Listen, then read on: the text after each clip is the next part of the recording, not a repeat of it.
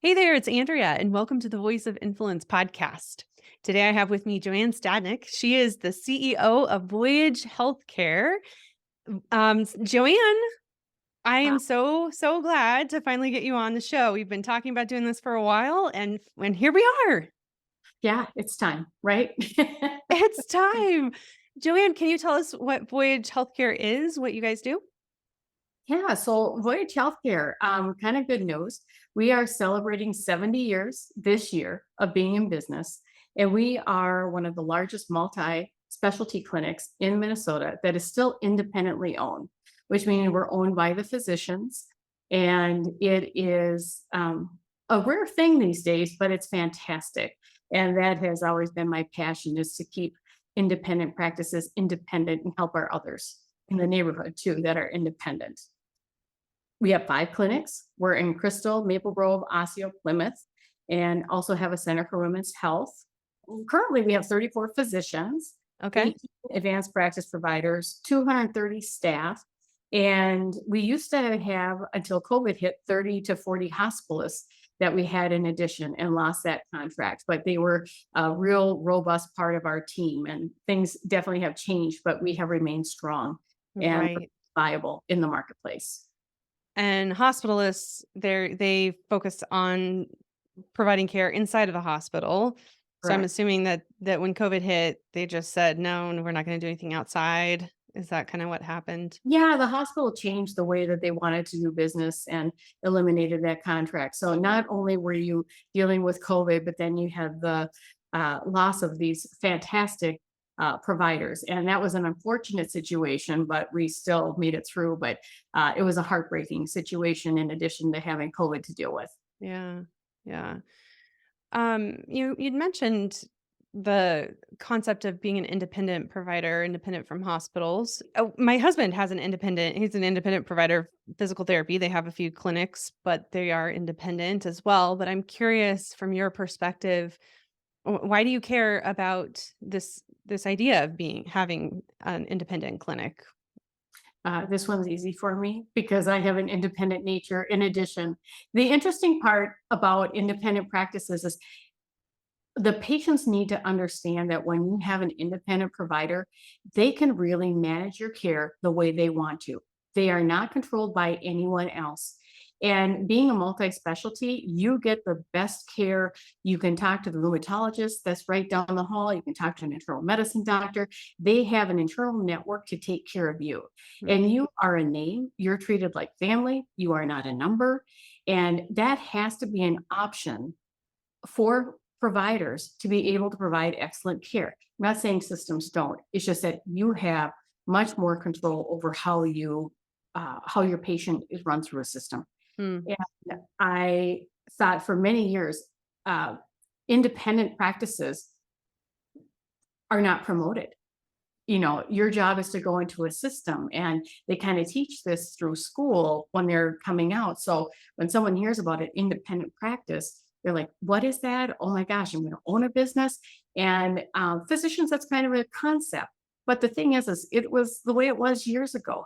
And the reality is the last few years, we have more physicians that are coming out of systems because they realized they couldn't provide the level of care that they wanted to. And these physicians are fantastic, and they really add such a different dimension. And there's such an appreciation for coming to an independent practice after being in a system. mm. How long have you been at Voyage Healthcare? And like, how did you end up in that role of CEO? Well, I've been here for about 20 years now, and I don't know what happened to the decades. I will say it's just been busy, but I've been in healthcare for a long time. Started out as a nursing home assistant way back when, and then thought for sure my parents thought I should be a nurse. So, but I always wanted to be the boss. So it was kind of a funny thing. We were not on the same page, but it sure helped to have a nursing background and grow through a system and understand the language of medical. But it was always, I worked my way up. And so now I'm the CEO, and I laugh about, that I started as a nursing assistant and feeding patients and, changing catheters, and because you could back when. And so it's really kind of interesting to see the route that was taken. Yeah. I wonder how your experience in, like, doing the thing, um, has impacted the way that you approach being a CEO, being a leader. Oh, I think it greatly impacted. It's an interesting thing. You talk about the different generations. Well, we were hands on, right? And the education that people get don't really train you for the hands on. And you can be an intern, you can do some things, but it's baptism by fire when you get into these roles. And so I think that when you've done some of the work, you're more adaptable because you understand what people are talking about, you understand workflows. From that role, I went into working for a system, and I was afloat. So I got to float through every single department to see what I did and really learned operations at a very young age. And I really realized that one department was not for me. I like the full, the whole big concept of something and doing multiple things. So I'm a big multitasker versus an individual focus. So it worked well for me. I know you're super busy. So what keeps you busy? I mean, there's different kind of busy for different kind of people, different kind of roles. Tell me Mhm. about your busy. Well, my busy is people wouldn't believe how busy we truly are. In fact, they think, you probably go to meetings, right? Well, you're always looking, culture keeps you busy, finances keep you busy, staffing keeps you busy. There's never one dull moment in a day.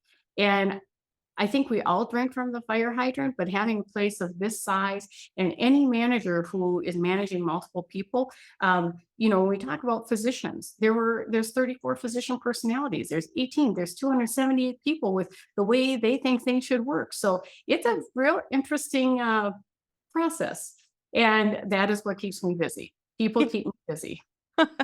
Okay, well, and you mentioned physicians. That's a different dynamic Yeah. than most people have when they're a CEO. Like, when you have that many subject matter experts who have a lot of control over their own practice and the way that they do things, but then they're also a part of a bigger, it's not a system as you've called it, but, like, it's still a bigger group.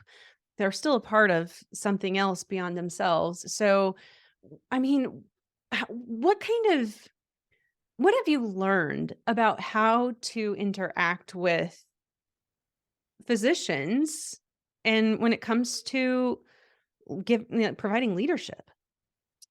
It is, you're right. It is different. The mindsets, right? I mean, they go into a room every day and they lead a patient's experience, and they're the authority, and they do such a fantastic job. And they do this all day long, over and over and over. And then I'm on the other side running the practice. And our worlds are different and yet very much the same. I treat the practice like, here's this issue. I have to hit it this way. So we have two different jobs, but they're kind of approached in the same way. And guess what? We both have strong personalities. And so, my job is really protect the business side. They're protecting the patient side. I, of course, hit the patient side because I want to have the best experience for the patients. And it's important that that patient feels comfortable coming in. But it's really interesting. We do have to do planning. We do have to do a little bit of what I call healthy debates on how we run the practice. And that is my job. My job is to protect the practice as a whole. I want to make sure that everybody has a paycheck, that people like their job, they like what they're doing. And so it's a very interesting, I have to provide an experience in addition, right? And so do they. So we kind of have, different lines, but the same goal. Mm, yeah, that's I think it's great. I think it's great to have those healthy debates. What do they look like? I mean, is it like somebody brings up a concern, you've got a couple sides to a coin? I mean, anything in particular that would help us to understand, like, how to have a healthy debate when you've got strong personalities in the room? It's a real interesting thing. I think that I went back to school a few years ago to become an executive coach. And that was probably the healthiest thing that I've ever done for myself because it really taught you how to be neutral, that the issues are really not about you. They're about what's best. And the more input you have from a few people, the better off you are making a decision that's robust and that's better for everybody else. You can sit in your own pocket, but you just don't get the best result. And if you can remain neutral, and you have, hey, what's best for the patient? What's best for the staff? You look at the stakeholder who's not in the room, and you come up and you ask great questions and you listen, right? Then you're going to come up with the answer. And that's what we have to do.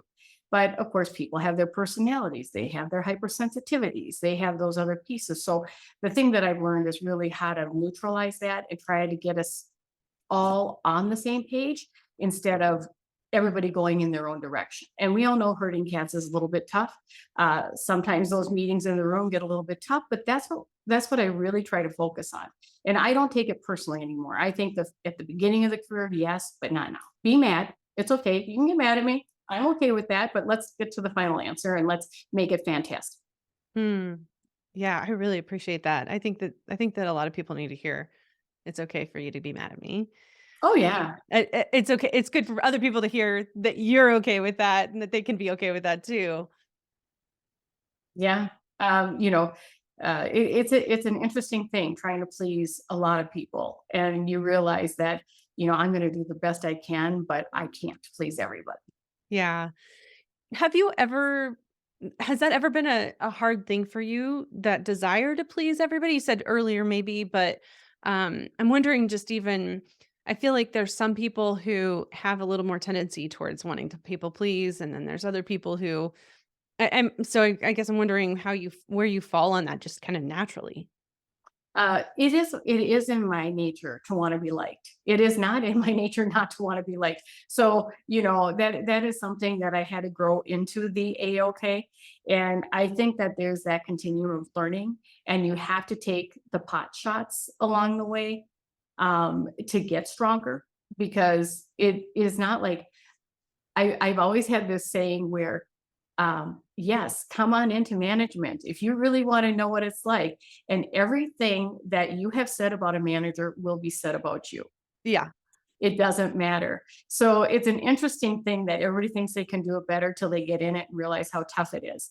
And so that is my nature. I do know that I've changed along the way with the questioning and having an open curiosity about people. And I feel that every year I've gotten better, but it took years. It wasn't, I made a lot of mistakes at the very beginning. I still owe people apologies from when I was 24 years of age and I didn't know any better. So We probably all do. I know, I just shake my head. And then when I see somebody who's new starting out, and they've got the same thing. And I'm like, oh, little do they know, been there, done that. Well, let's make the mistake and let's see how you're going to correct it, because that's how you're going to learn. Ah, yeah. As you've kind of grown and developed your own sense of influence, leadership over the years, is there been somebody or who has had influence on you? Who's been a voice of influence in your life? Oh, this question might make me get a little sentimental and verklempt, because I feel that I have had what I call angels along the way who have helped me. And they didn't always come in form of a mentor in the sense of in the medical field, but I've had those. I've had vendors be mentors over the years. I had people who took me under their wings when I didn't know how to spell. And I didn't have good grammar at one point in time. I had the best assistant working in an organization who really helped me develop that. So, from every little angle, I've had a lot of angels along the way. The interesting part is I've lost a lot of them. When you're in a career for 37 years, you now know that some of your mentors have passed. And when you really realize that you're the person now to mentor other people and to help them be successful. So I think every single one of them, I miss them. There's a few I have, and I have fantastic colleagues in addition. So that's what keeps you sane in this world. But the mentors along the way, I've lost a number of them, but it's my turn to be the mentor. Hmm.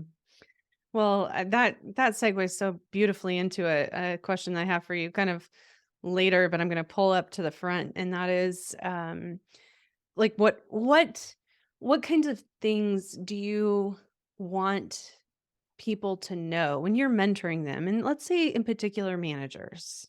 Mhm. What are their struggles and what do they need to learn? What kinds of things do you feel like are really important? Well, I think for any manager, being a good listener and start with curiosity. It is not about your ego. It just really isn't. And that's the number one thing that gets in our way.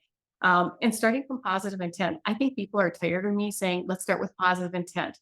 We're on the same page. We want to go someplace and be open to the feedback. Like don't take it so personally sometimes. And I mentioned that earlier because people, I see them jump too quickly. In a meeting the other day, where it was just generic questions, and someone says, I'm taking this too personally. Like, these are personal questions. And I'm like, not meant to be personal. I didn't sit in a room and go, let's see, how could I make you upset today? That's not the point. The point is to spark discussion, right? So then, now I know better and go, why is this causing an issue for you? Like why, and that's not really the right term. Why are you having a reaction to it? Because never meant to be, right? Like Mm, sit in a room. I'm trying to get to answers. I'm trying to learn. So it's very interesting to always stay kind of in your neutral zone. That's what I kind of call it. Stay in your neutral zone. And sometimes I have to write a note on my piece of paper in the corner that says, remember to breathe or neutral zone so that I don't get worked up in part of that process. But it's so important for managers to really ask the good questions and just stay neutral and listen and get the whole story. Very rarely, when someone brings you a concern, do you have that whole story. And so it is, I always say, remember the iceberg theory, right? What you see is the eighth above the water, and then the rest of it is down, and really dive into the story. mm. Yeah, so good. It's so important to have that context to be able to make any kind of real um, decision or judgment or understanding of what's going on. That's so good, and I love the idea of staying in the neutral zone. I like that language is really helpful. Mhm. Yeah. So, Joanne, when you look, I mean, you've been through a lot in the last few years. I mean, everybody has, but I think healthcare it's just got its own little slice of specialness in the last few years. So when you think about where you've been and where you're going, I mean, what is your number one challenge as a CEO when you're looking into the rest of the year, 2023? Fantastic question, because I think, and this is some fields, but not all the fields, we've had a time warp occur. So, all of a sudden we've gone from 2020, when we were starting to do some planning in January 2020, and we laughed because, of course, our crystal ball wasn't working, that there was a pandemic coming, to reshifting everything that we had. And I think a lot of people don't understand that we only took our masks off probably a month ago.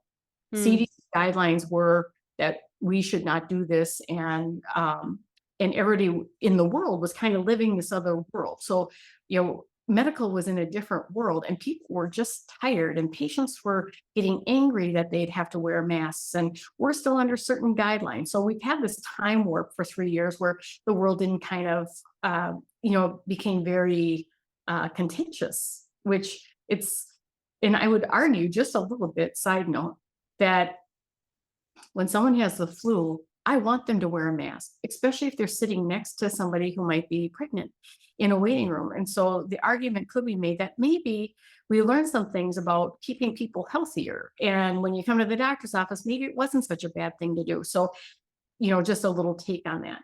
But we have this uh, time warp.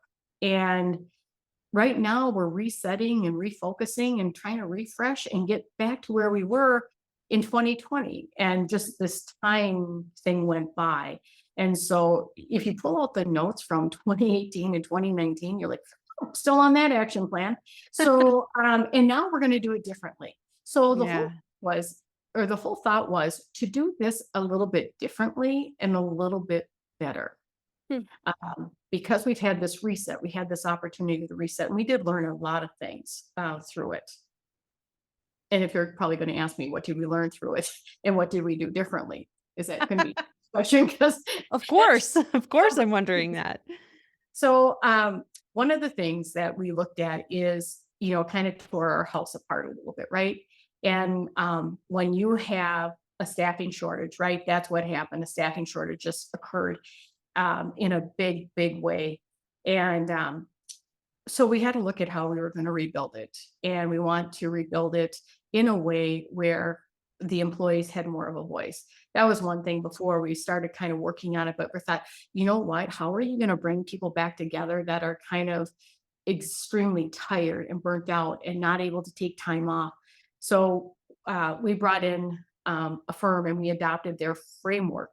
And we now have employee teams that are working on some of the solutions around. They're part of the solution, not just, it's not a top down scenario anymore.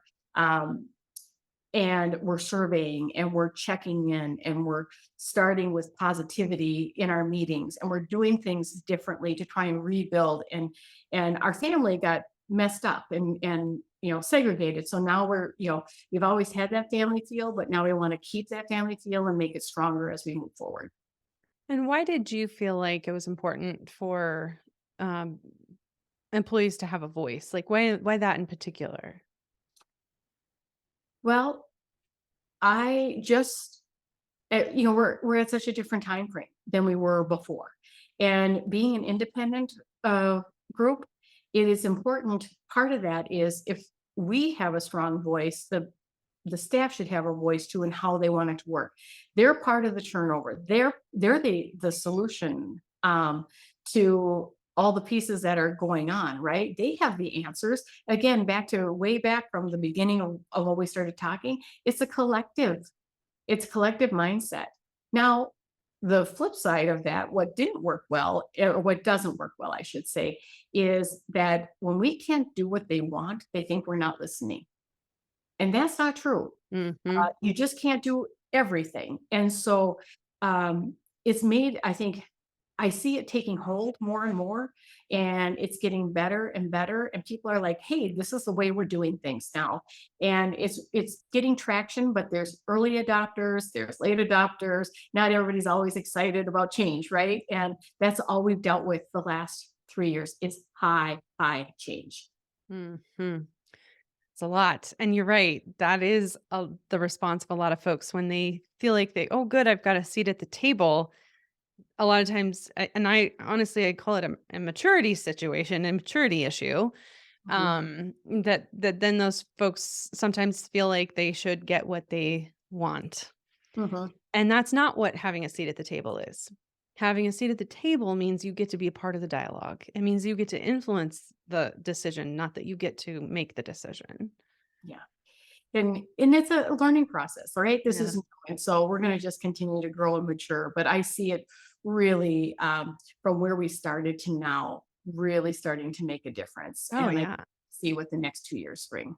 Definitely. Definitely. Um, okay. What do you see as one of your greatest opportunities in 2023, the rest of the year? Hmm. Good question. Um, I think it's really the refocus still, and just kind of looking at how we're going to operate in the next and in the next 3 years. And why I say 3 years versus 10 years is because I think you have to have a short term plan that's stronger than the long term plans. Strategic planning was done 10 years, at a time. And now watching the pandemic, you're good with a 6 month to 3 year program, right? Yeah. And really trying to make what's going to have the most impact. But the focus is really still going to be on the staff and still on the patient experience. Patients can go. anywhere. So what are we doing to still rebuild and make it a fantastic place? Our mission statement, we changed it. And it was to be the trusted healthcare provider on your lifelong health journey. That's not just a day conversation, right? It's constant work, how to make it better. And um, so the opportunity is still to have this base grow and to still have our employees and physicians provide the best care. That's their focus, the best care they can give. Mm. So Talk to us about mental health. I'm sure it's been a concern for you over the years, especially the last couple years, but even now, um, is this a concern now? What does your company do to support the wellness of employees? So 100% yes, it's an issue.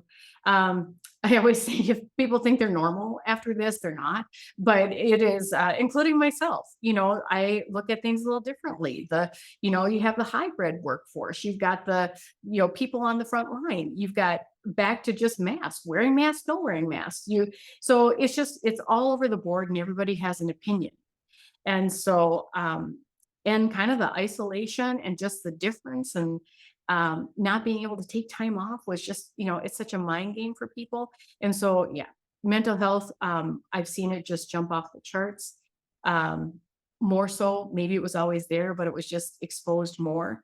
Um, I think if you haven't had some sort of concern through this time, I'd worry about you a little bit more. You're not dealing, you're just not seeing things around you. But as a company, we really, when we look at people, because we're smaller, we try to be as flexible as we can when people are going through things. I think we try to be incredibly supportive. I think it served us well over the years. I think we've always been supportive, but even now it's more important.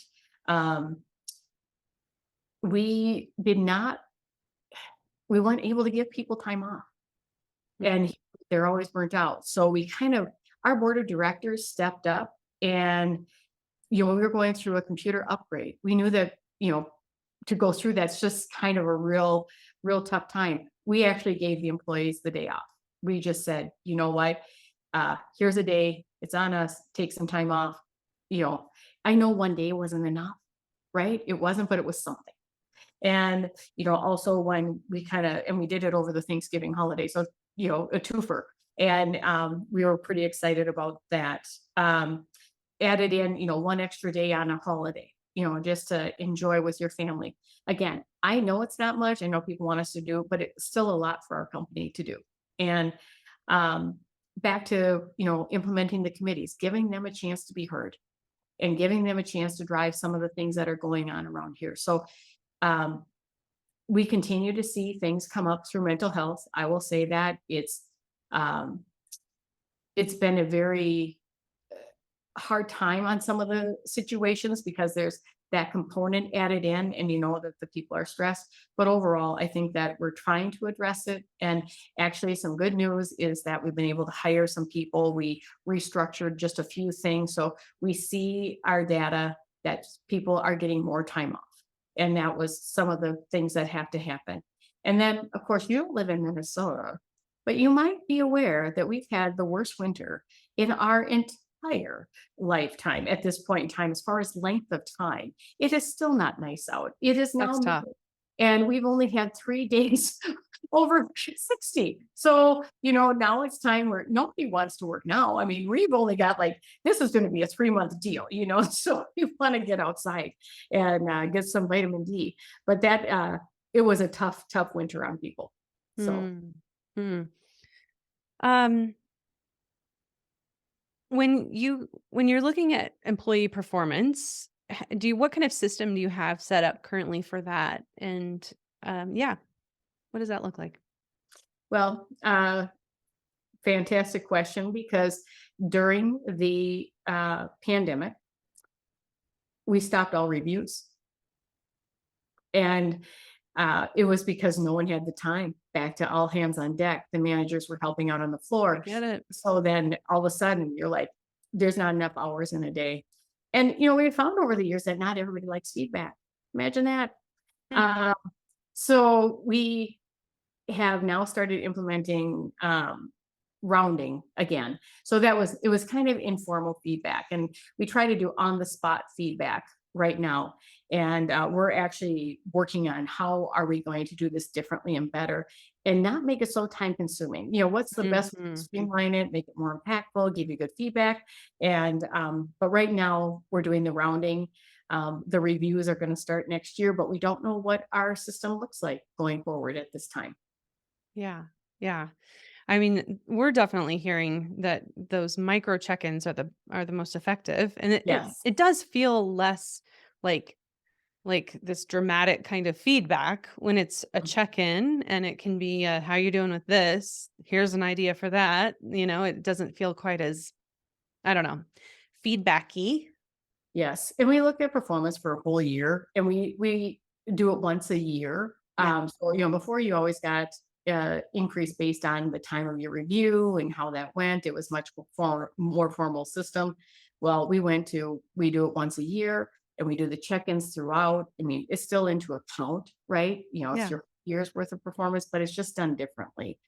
Um, I've never seen a system to this day that people love. I'm waiting to find the feedback system that people go, this was the greatest thing that ever happened to me. I haven't found that. And I still kind of work on, I went through Shift Positive. I'm doing Leadership Circle right now, just still trying to identify what's the right program out there for people. Yeah. So back Yeah. to, am I busy with things? Yes, because I'm always looking for what could add more value to a human being anywhere, whether it's coaching, whether it's performance feedback, or anyone you talk to, Mm. it's the best way to really fix each other's crowns, lift each other up. The word best might be the thing that is the hardest to nail down, Yep. And maybe the question is what's the most effective for you in your situation, but there's Yes. so many options out there, and there's so many different methods and assessments like you mentioned, and lots of good things out there. I think it does seem like what are people willing to hear? And that's actually one of the things that I am most interested in is how can we encourage people to be willing to hear feedback and have a growth mindset Hmm. instead of feeling like they are being attacked or graded or that sort of thing. That idea of keeping the grade, we see that a lot. Like that people are feeling like if they weren't perfect, then they didn't get a 100% like they were used to getting in school. And so it feels like an attack, and it's like, well, what if it's an opportunity? It's what if it's not that? What if we're a learning organization? And that's just who we are. That's just what we do. We're always learning and growing and collaborating. Actually, that's my preference, is to call it collaboration. Instead of calling it feedback, calling it collaboration. Take that for what it's worth. Yeah, that it is. Uh, I love collaboration too, and um, but there's the hierarchy. The problem has always been the hierarchy of management and employees and how people handle authority. So you got all that in the room, and you just don't know what Yeah. people's issues are, or how they have reacted, or learned to deal with conflict, or learn to deal with feedback. And so that's why I don't think there will ever be a perfect system. So I like Yeah. what's going to give us the best scenario for people. And I think that I'm a lifelong learner that way, of like, oh man, this one felt like the better win. Yeah. And I'm still, like I said, I'm still searching, and I sometimes wonder what's wrong with me that I continue to keep exploring all these different scenarios, because I'd love it to be easier, especially for the people coming behind us. Yeah. You know, Yeah. it's a different, you've got the different generations, right? My generation is different than my niece's generation at, the age of 22, and hearing how she likes her reviews.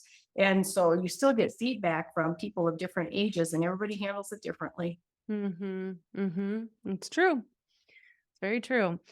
So, Joanne, how can people connect with you if they wanted to connect with you or hear more about Voyage Healthcare?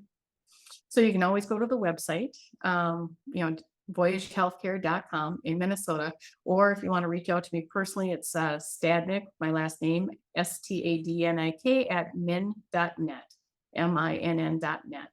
And as you know, I do a lot of speaking, consulting, and coaching. And, I just feel that my role in place is to be here for the success of anybody who needs it. Yeah. Yeah, Yeah. that's awesome. Um, okay, so this is a Voice of Influence podcast. What advice do you have for someone who wants to be a voice of influence in their company? Back to getting the whole story, really understanding, it's interesting. Simon Sinek says, get to the why. I say, get to the facts, and really kind of understanding who's at that table. It is truly, I think we do ourselves a disservice. I think every manager does themselves a disservice by not getting the whole story.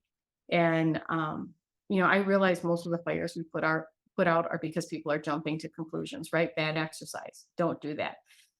So that's really um, being a good story. Getting the story is number one.